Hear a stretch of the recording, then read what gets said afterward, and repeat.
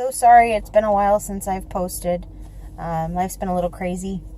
I live in a town that's pretty warm most of the year. And we have winter visitors that come. And I'm very appreciative that we have most of them because they help this town thrive. But it's extremely busy. And we've had a friend here basically snowbirding for the month of February with us, and he's staying at our house, and life has been a little crazy, and pretty much I've been doing nothing but work, eat, sleep, repeat. So yeah, this weekend we got to go out on Sunday and do a big walk at the park, which was about a 2-mile walk, and that was nice, but now I'm paying for it. Standing on your feet 10 hours a day for a lot of days, and then working or walking your feet off at the park. Today was one of those 10-hour days, and I'm feeling that walk at the park yesterday. Anyway, so that's enough about me. My pet peeve for today, because I'm blanking on something that I had that was much better, and I can't think what it was. But anyway, names. Names crack me up. And because we are HIPAA compliant here at the Phunny Pharm, I can't use real customers' names, but I'm just going to make one up because it sounds good.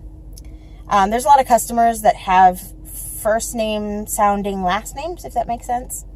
Last names that sound like it should be a first name, which makes life very confusing when they can't hear me or they're not listening or something. So I'm like, hi, how can I help you? What's your last name? George. Okay, great, George. Mr. George, what's your first name? George. Okay, so you're George? No, George is my first name. Okay, what's your last name? Oh, Jones. Great. How about a birth date? George. No, not your first name. Your birth date. George. No, your date of birth. The day you were born. The day you eat cake every year. Yeah. Also, in other news, my drive-thru, where I spend probably about 89-90% of my time at work, we finally got headsets. I can't tell you how happy I am and how much better my neck feels and how much better my shoulders feel. Oh my goodness. You wouldn't think that such a small thing would make such a big difference. And the cool thing is that there's a setting on the bottom of the little headset charger that you can crank, and it makes it louder for the person in the drive-thru. Not just me inside, but on the outside, which has been a huge problem for us. People can't hear through that speaker. Well, now that speaker's louder and they can hear us, and it's so awesome. So I only had to tell one person with a diesel truck to turn their car off, which was awesome. And by the way, diesel trucks suck rocks. I hate diesel trucks, and I'm sorry if I offend anyone with that, but if you have a diesel truck and you're coming into a drive-thru, any drive-thru, but especially in a pharmacy, I don't care where you are, first car in line, second car in line, third car in line, sixth car in line, turn it off. And I hate that I have to ask that.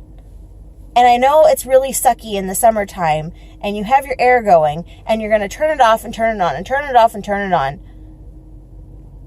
But we literally cannot hear, and through the speaker, it's like you're hearing the diesel right here.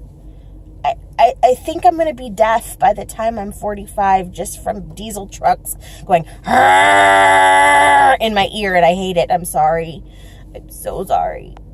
Come inside if you don't want to turn your car off and on. Please. For the sake of your pharmacy technician's ears. Thank you. Okay, I think that's been my public service announcement for the day. My little funny for the Phunny Pharm. And I'm going to go get some Mexican food for dinner and go put my feet up because they hurt. Hope everyone's fine out there in the Phunny Pharm. Have a great night.